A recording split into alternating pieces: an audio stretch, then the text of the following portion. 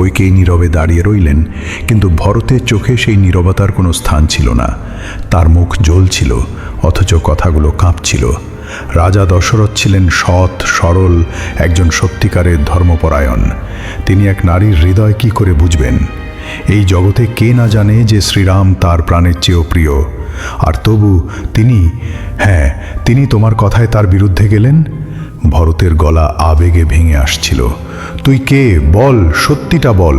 তুই যে ছলনা ছাড়া আর কিছুই নোস। যা, চলে যা, আর আমার চোখের সামনে থেকে লজ্জায় মুখ লুকা। তার কণ্ঠে বিষ মেশানো ছিল। বিধাতার ইচ্ছায় আমি রাম বিরোধী হৃদয় নিয়ে জন্মেছি। আহা, আমার চেয়ে হতভাগ্য আর কে আছে? তোর সাথে কথা বলাই বৃথা। তোর সাথে তর্ক করা মানে অন্ধকারের কাছে আলো চাওয়া। কথাগুলো থেমে গেল, কিন্তু ঝড় তখনও থামেনি। সেই মুহূর্তে এক চাঞ্চল্য সৃষ্টি হলো। রঙিন পোশাকে, গয়নায় সেজে মন্থরা প্রবেশ করল। সেই নারী যে অযোধ্যার ভিত্তি নাড়িয়ে দিয়েছিল।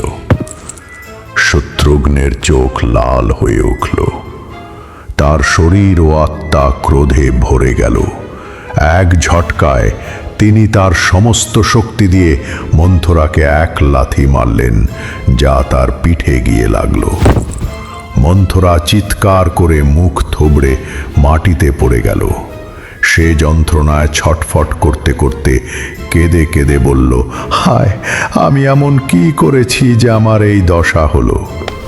শত্রুঘ্ন কোনো দয়া দেখালেন না। তার চুল ধরে তিনি তাকে টানতে শুরু করলেন। তার হাতের মুঠিতে ছিল সেই তীব্র ক্রোধ যা রামের বনবাসের স্মৃতি থেকে জ্বলে উঠেছিল। কিন্তু তখন ভরত এগিয়ে এলেন। তার চোখে শুধু আগুনই নয়, প্রজ্ঞাও ছিল। থামো শত্রুঘ্ন, ওকে আর কিছু বলো না। তিনি মন্থরাকে মুক্ত করলেন এবং দুই ভাই সোজা রানী কৌশল্যার কক্ষের দিকে গেলেন। তাদের মাকে দেখা মাত্রই দুজনেই শিউরে উঠলেন। তার পোশাক মলিন, মুখ ফ্যাকাশে, শরীর কাঁপছে, যেন কোনো সুন্দর ফুল শীতের প্রকোপ সহ্য করতে পারেনি। কৌশল্যা ভরতকে দেখা মাত্রই ওঠার চেষ্টা করলেন, কিন্তু এক পা এগোবার আগেই তিনি অজ্ঞান হয়ে মাটিতে লুটিয়ে পড়লেন। ভরত ছুটে গিয়ে তার কোলে মাথা রাখলেন এবং অঝরে কাঁদতে লাগলেন। মা, বাবা কোথায়? আমাকে দেখাও। রাম কোথায়? লক্ষ্মণ আর সীতাই বা কোথায়? কইকেয়ী আমাকে এই পৃথিবীতে জন্মই বা কেন দিল? আর যদি দিলুই, তবে সে বন্ধা হয়ে রইল না কেন? তার কান্না এবার সব সীমানা ভেঙে দিল। যে বংশের নামে কালিমা লেপন করেছে, যে আমাকে এক হতভাগ্য, অজ্ঞ, মূর্খ আর নিজের ভাইদের শত্রু বানিয়েছে, ওহ মা, তোমার এই অবস্থা তারই কর্মফল। ত্রিভুবনে আমার চেয়ে হতভাগ্য আর কেউ নেই। বাবা স্বর্গে চলে গেছেন, শ্রীরাম বনবাসে, আর এই সব দুর্ভাগ্যের মূল কারণ আমি সেই বংশের কুলাঙ্গার, যে বংশকে পোড়ায়, কষ্ট দেয় আর দোষের ভাগী হয়। আমি নিজেকে অভিশাপ দিচ্ছি। ভরতের কথা শুনে কৌশল্যার জ্ঞান ফিরল। তার ভেতরের মাতৃত্ব এবার জেগে উঠেছিল। তিনি ভরতকে হৃদয় দিয়ে আলিঙ্গন করলেন। সেই অশ্রুসিক্ত আলিঙ্গনে তার মনে হলো যেন তার রামই ফিরে এসেছে। তারপর তিনি শত্রুঘ্নকেও তার বুকের কাছে টেনে নিলেন। সেই মুহূর্তে অযোধ্যার শূন্য প্রাসাদে শুধু এক মায়ের আলিঙ্গনই অবশিষ্ট ছিল, যা একই সাথে দুঃখ, স্নেহ, যন্ত্রণা আর ক্ষমা ধারণ করেছিল। কৌশল্যার স্নেহ আর কথা এতটাই কোমল ছিল যে যেই তাকে দেখত সেই বলতো, শ্রীরামের মা এমনই হওয়া উচিত।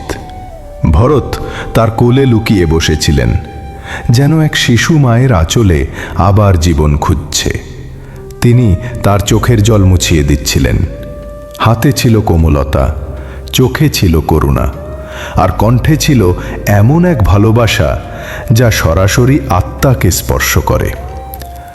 বৎস, এখনো ধৈর্য ধরো, সময়কে চেনো।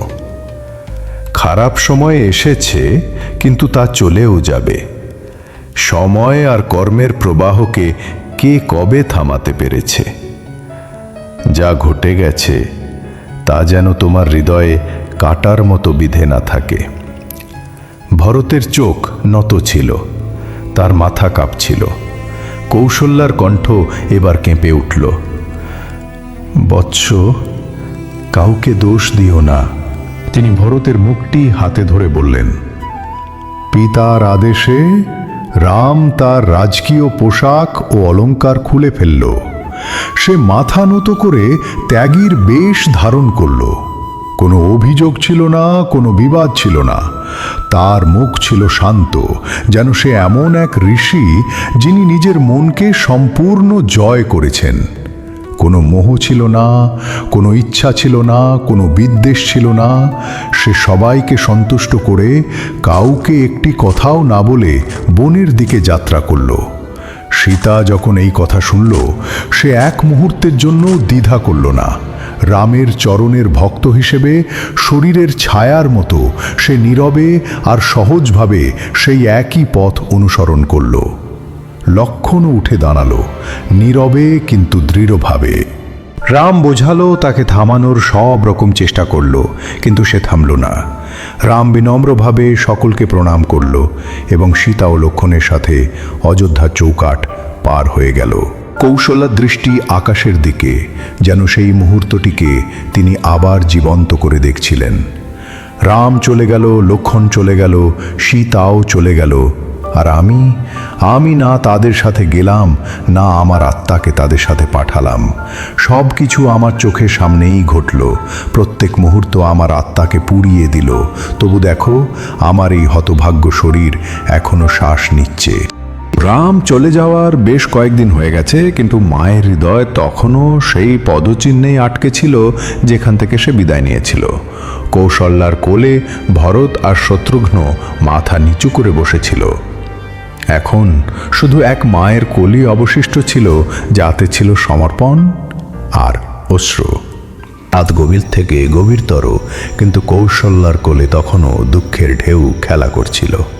তিনি ভরতকে জড়িয়ে ধরে তার পিঠে হাত বুলিয়ে দিলেন এবং বললেন, বৎস, তুই রামের প্রকৃত ভক্ত।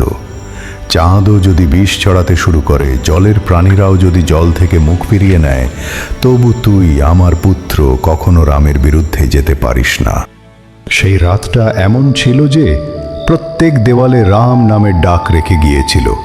সকালে সূর্যের প্রথম কিরণ প্রাসাদের শোকাতুর প্রাঙ্গণকে স্পর্শ করল। সেই মুহূর্তে বামদেব এবং ঋষি বশিষ্ঠ এসে উপস্থিত হলেন।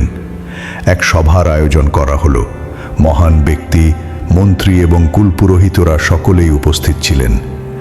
ঋষি বশিষ্ঠ ভরতের দিকে তাকালেন। তার কণ্ঠে ছিল গুরুর অধিকার। বৎস, এখন শোকের সময় নয়, ধর্ম রক্ষার সময়। ভরত মাথা নত করলেন। তার চোখে ছিল রামের প্রতিচ্ছবি আর অন্তরে ছিল দৃঢ় সংকল্প। সরজু নদীর তীরে সোনা, চন্দন, জাফরান আর ফুলে চিতা সাজানো হলো। ভরতগুরুর নির্দেশে সমস্ত ক্রিয়াকর্ম সম্পন্ন করলেন। তিনি শ্রাদ্ধ করলেন, দান করলেন এবং কৃচ্ছ সাধন করলেন। রাজপ্রাসাদ আবার নিয়ম ও অনুশাসনে বাঁধা পড়ল। তারপর সভায় ঋষি বশিষ্ঠ ভরত ও শত্রুঘ্নকে ডাকলেন। হে ভরত, তিনি বললেন, নিয়তির বিধানই সর্বোত্তম। জীবন, মৃত্যু, যশ, অসম্মান সবই তার খেলার অংশ।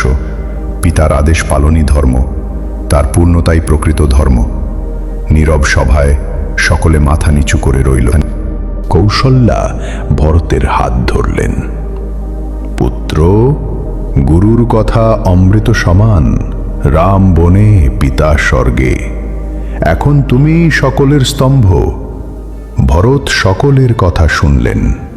তিনি কিছু বললেন না, কিন্তু তার চোখ কথা বলছিল। তার চোখে এখন আর জল ছিল না, ছিল শুধু ধৈর্য আর এক অগ্নিশপথের তেজ। তিনি হাত জোর করে বললেন, গুরুবর, মায়েরা, মন্ত্রীগণ, আপনাদের কথা আমার জন্য ধর্ম, আমি তা পালন করব। তারপর তিনি এক মুহূর্ত থামলেন। কণ্ঠস্বর এবার গভীর হয়ে উঠেছে। আমার পিতা আর নেই, রাম, লক্ষণ, সীতা বনে, আর আপনারা সবাই আমাকে সিংহাসন গ্রহণ করতে বলছেন। এটাই কি আমার মঙ্গল? না, আমার মঙ্গল শুধু এক জায়গাতেই আছে, শ্রীরামের চরণে। শ্রীরামের সেবা থেকে বঞ্চিত হয়ে আমি রাজ্য, ধনসম্পদ, মণিমুক্তা প্রাসাদ নিয়ে কি করব? রাজত্ব, ঐশ্বর্য, মণিমুক্তা প্রাসাদ সবই বৃথা যদি রামের দর্শনই না মেলে। যেমন গয়না কাপড়কে সাজায় না, তেমনি এই রাজত্ব আমার কাছে অর্থহীন। যেমন অসুস্থ ব্যক্তির কাছে সুস্বাদু খাবার অকেজো, হরিভক্তি ছাড়া যেমন জপ নিরস লাগে, তেমনি রাম ছাড়া জীবনও আমার কাছে এক অভিশাপ। সভা নীরব ছিল। এগুলো কোনো সাধারণ কথা ছিল না, এ যেন স্বয়ং ধর্ম কথা বলছে। বিরহে দগ্ধ হওয়া প্রেমের অমৃতধারা বইছিল। ভরতের মুখ ছিল তেজদীপ্ত, তার চোখে কোনো অশ্রু ছিল না, ছিল কেবল একটাই অগ্নিশিখা রামকে ফিরিয়ে আনার।